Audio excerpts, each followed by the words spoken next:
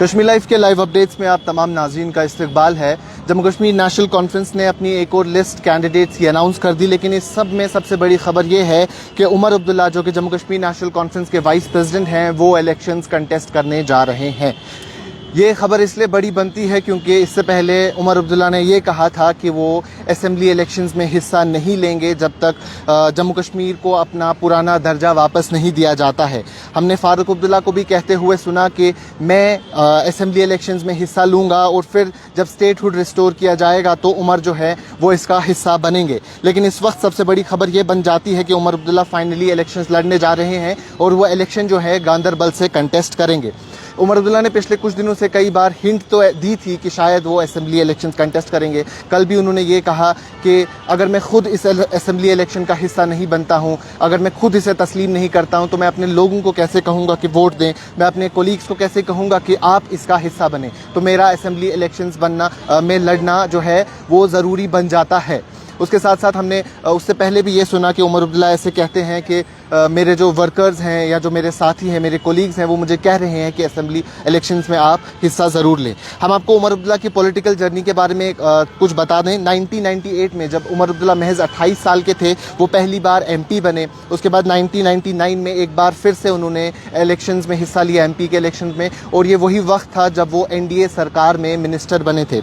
उसके बाद 2002 में उन्होंने गांदरबल से इलेक्शन लड़ा, जहां से उन्हें हार का सामना करना पड़ा। 2008 में जो दूसरे इलेक्शंस हुए असेंबली इलेक्शंस, उसमें उन्होंने गांदरबल से जीता। 2014 में उन्होंने 2 कॉन्स्टिट्यूंसी से इलेक्शन लड़ा था, सोनवार और बीरवा। 2 में से एक में उन्हें हार का सामना पड़ा और एक में वो जीते। सोनवार में उन्होंने तब पीडीपी के कैंडिडेट अशरफ मीर से जो है उन्हें हार मिली थी, लेकिन बीरवा में वो जीत गए थे। तो ये उमर अब्दुल्ला का पॉलिटिकल करियर है इतने साल से, 1998 से जब उनकी जर्नी शुरू हुई। लेकिन अब 2014 के बाद 2024 में हम बार बार कह रहे हैं कि 10 साल के लंबे अरसे के बाद जो है इलेक्शंस होने जा रहे हैं और जम्मू कश्मीर नेशनल कॉन्फ्रेंस ने एक और लिस्ट जो है अपनी सामने की है कैंडिडेट्स की। मैं आपको ये लिस्ट बता दूं कि इसमें कौन कौन है। कंगन जो कि एक एसटी सीट है, एक रिजर्व सीट है, जहां से मियां अल्ताफ लारवी इलेक्शन लड़ते थे, लेकिन इस बार मियां अल्ताफ ने एमपी इलेक्शंस में हिस्सा लिया और वो जो है साउथ कश्मीर रजौरी कॉन्स्टिट्यूंसी से जीत के पार्लियामेंट चले गए। अब उनके बेटे, उनके फर्जंद मियां मेहर अली जो हैं इस बार कंगन से इलेक्शंस लड़ने जा रहे हैं। गांदरबल से उमर अब्दुल्ला लड़ेंगे, जो इस लिस्ट में सबसे इंपॉर्टेंट खबर बनती है कि गांदरबल से उमर अब्दुल्ला लड़ेंगे। उमर अब्दुल्ला ने हाल ही में एक इलेक्शन लड़ा था बारामूला कॉन्स्टिट्यूंसी से लोकसभा का, लेकिन जहां वो रनर अप आए, जहां जेल्ड लीडर इंजीनियर रशीद ने जो विक्ट्री हासिल की। उसके साथ साथ हजरत बल कॉन्स्टिट्यूंसी जो है सलमान अली सागर को मिलेगी, जो फॉर्मर मेयर हैं, फॉर्मर मिनिस्टर अली मोहम्मद सागर के फर्जंद है। और खानियार कॉन्स्टिट्यूंसी हस्ब दस्तूर जो है नेशनल कॉन्फ्रेंस ने अली मोहम्मद सागर को दी है। हबा कदल की कॉन्स्टिट्यूंसी भी हस्ब दस्तूर शमीमा फिरदौस को मिली है। लाल चौक की कॉन्स्टिट्यूंसी एहसान परदेसी को मिली है। छानपुरा की कॉन्स्टिट्यूंसी जो है वो मुश्ताक गुरु को मिलेगी, जो कॉन्स्टिट्यूंसी इंचार्ज भी है छानपुरा के। जडिबल की कॉन्स्टिट्यूंसी जो है जम्मू कश्मीर नेशनल कॉन्फ्रेंस के chief spokesperson Tanveer Sadiq को मिली है। ईदगाह की कॉन्स्टिट्यूंसी नेशनल कॉन्फ्रेंस के फॉर्मर एमएलए जो रहे हैं ईदगाह से, मुबारक गुल, उनके सीनियर लीडर, उनको मिली है। अगर हम बात करें खान साहिब की, तो सैफुद्दीन भट्ट को खान साहिब मिला। सार शरीफ से अब्दुल रहीम राथिब जम्मू कश्मीर नेशनल कॉन्फ्रेंस के वेटरन लीडर हैं, काफ़ी वक्त तक सार शरीफ से एमएलए रहे हैं, वो सार शरीफ से इस बार दोबारा इलेक्शन लड़ने जाएंगे। चाडोरा की बात करें तो अली मोहम्मद डार। गुलाबगढ़ जो कि एसटी सीट है, वहाँ से इंजीनियर खुर्शीद जो है वो इलेक्शन लड़ेंगे। कालाकोट सुंदरबनी से यशुवर्धन सिंह इलेक्शन लड़ने जा रहे हैं। नौशेरा से सुरिंदर चौधरी, वहीं बुद्धल एसटी सीट जो है वहाँ से जावेद चौधरी इलेक्शन लड़ेंगे। पुंछ हवेली से एजाज अहमद जान इलेक्शन लड़ने जा रहे हैं। मेंढर एक और एसटी सीट है, वहाँ से जावेद राना इलेक्शन लड़ेंगे।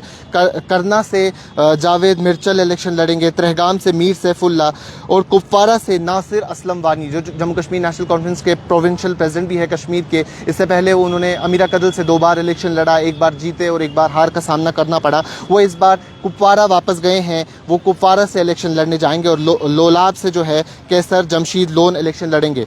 अगर हम बात करें हंदवारा की, तो चौधरी मोहम्मद रमज़ान जो है वो हंदवारा से इलेक्शन लड़ेंगे। सोपोर से इरशाद रसूल कार इलेक्शन लड़ने जा रहे हैं। रफियाबाद से जावेद अहमद डार इलेक्शन लड़ेंगे।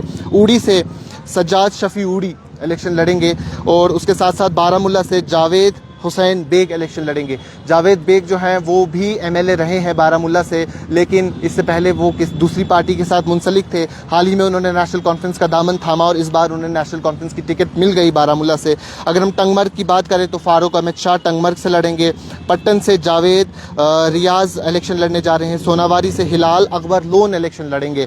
तो उसके साथ साथ गुरेज जो कि एक एसटी कॉन्स्टिट्यूंसी है, वहाँ नज़ीर अहमद गुरेजी इलेक्शन लड़ेंगे। ये भी नेशनल कॉन्फ्रेंस के साथ काफ़ी वक्त से जुड़े हुए हैं और नेशनल कॉन्फ्रेंस की टिकट से जीते भी हैं। और अगर जम्मू नॉर्थ की बात करें, जम्मू कश्मीर नेशनल कॉन्फ्रेंस के सीनियर लीडर अजय कुमार सदोत्रा जो हैं वो वहाँ से इलेक्शंस लड़ने जा रहे हैं।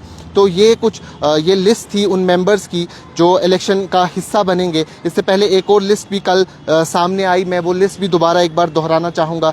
पामपोर से जस्टिस हसनैन मसूदी जो हैं वो इलेक्शन लड़ने जा रहे हैं। हसनैन मसूदी ने आज अपने नॉमिनेशन जो पेपर्स हैं वो भी फाइल किए, क्योंकि ये फर्स्ट फेज़ में एक कॉन्स्टिट्यूंसी आती है और फर्स्ट फेज़ का जो लास्ट डेट है नॉमिनेशन फाइल करने का वो आज है। उसके साथ साथ पुलवामा से मोहम्मद खलील बंद इलेक्शन लड़ेंगे, उन्होंने भी अपना नॉमिनेशन फाइल कर लिया। राजपुरा से गुलाम मोहिद्दीन मीर, जैनपुरा से शौकत हुसैन गनाई, शोपियन से शेख मोहम्मद रफ़ी, दमाल हाजीपुरा से सकीना इत्तू पहली कैंडिडेट थी जम्मू कश्मीर नेशनल कॉन्फ्रेंस की तरफ से जिन्होंने अपना नॉमिनेशन जो है वो फाइल किया था। देवसर से पीरज़ादा फ़िरोज़ अहमद, लारनू से चौधरी ज़फ़र अहमद, उसके साथ साथ अनंतनाग वेस्ट से अब्दुल मजीद लारमी, बिजबियारा से डॉक्टर बशीर अहमद।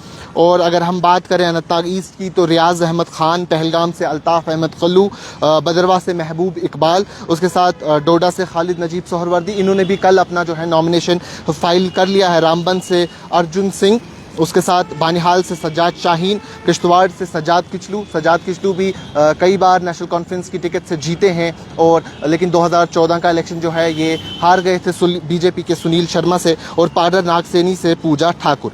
लेकिन जो ये कैंडिडेट लिस्ट है इस सब में जो अट्रैक्शन बनती है वो उमर अब्दुल्ला का इलेक्शन लड़ना बनती है। मैं एक बार फिर से दोहरा दूं कि कई बार उमर अब्दुल्ला ने ऐसा मेंशन किया था कि वो इलेक्शंस का हिस्सा नहीं बनेंगे, असेंबली इलेक्शंस का, क्योंकि जम्मू कश्मीर को स्टेट से यूटी में डाउनग्रेड किया गया है और उन्होंने कहा था कि वो यूटी में इलेक्शंस नहीं लड़ेंगे। लेकिन कुछ वक्त से बयानबाजियाँ ऐसी होती जा रही थी जिससे ये साफ जाहिर होता था, एक हिंट मिलती थी, इशारतन ऐसी बात की जाती थी कि शायद उमर अब्दुल्ला जो है वो हिस्सा बनेंगे। और अब देखना ये होगा कि गांदरबल कॉन्स्टिट्यूंसी से क्या इस बार उन्हें जीत का सामना करना है या हार को फेस करना है। अभी के लिए इतना ही। कैमरा पर्सन उमर डार के साथ शादाब गिलानी, कश्मीर लाइव, श्रीनगर।